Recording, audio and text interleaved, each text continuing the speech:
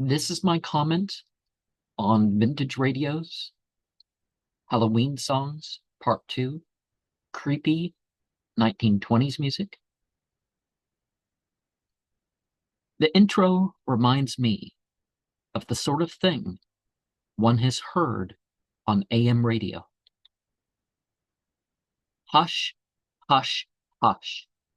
Here Comes the Boogeyman by Henry Hall and his orchestra does give a fair advice in not being noticed, but victimization isn't about who deserves it.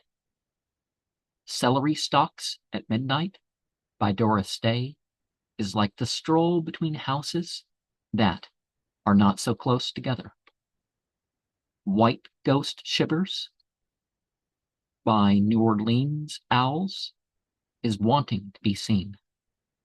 Swinging at the Seance by the Deep River Boys is places with history. Haunted House by Ray Noble and his All-Stars is Confrontation.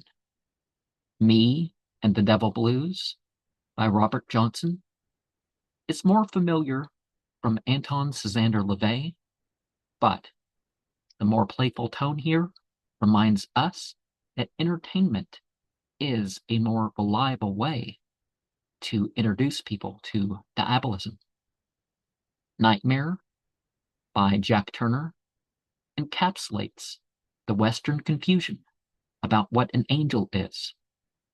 But illusion and delusion can be lifted about more than just clay beings, fire beings, and light beings being their own types of creation, and us not being able to change between one and the other. The Little Man Who Wasn't There by Glenn Miller and his orchestra is the typical suffering over strangeness or not understanding. St. James Infirmary by Rube Bloom and his Bayou Boys indicates discovery. Spooky Spook by the Victor Military Band is a parade with purpose. You're Driving Me Crazy by Guy Lombardo is patience. Suicide Blues by Arthur Collins is like being trapped, but almost realizing you were not. Almost realizing there's some sort of hope.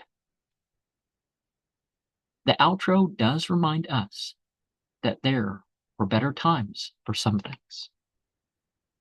And the overall peak for Halloween could be said to be the 1920s to the 1950s in America.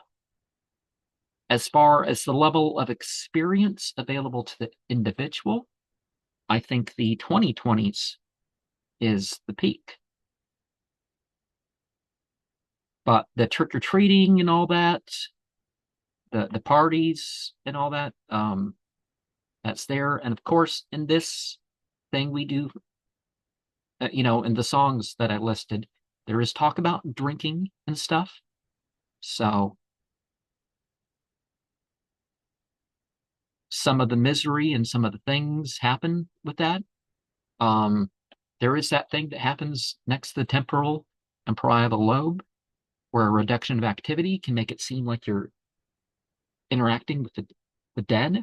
And this is more common when people consume alcohol and other such drugs.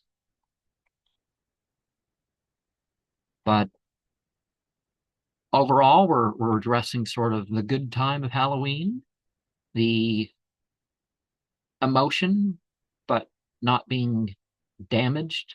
Like nowadays, the whole thing with experience is like, well, what's safe to your hearing and everything else? And cost and reward and of all the stuff that's available now with our technology and everything at hand, and you don't have to stay up and listen to a particular thing. You don't have to climb on the roof and adjust the antenna and others, or you don't have to go somewhere else and all that stuff that people used to do.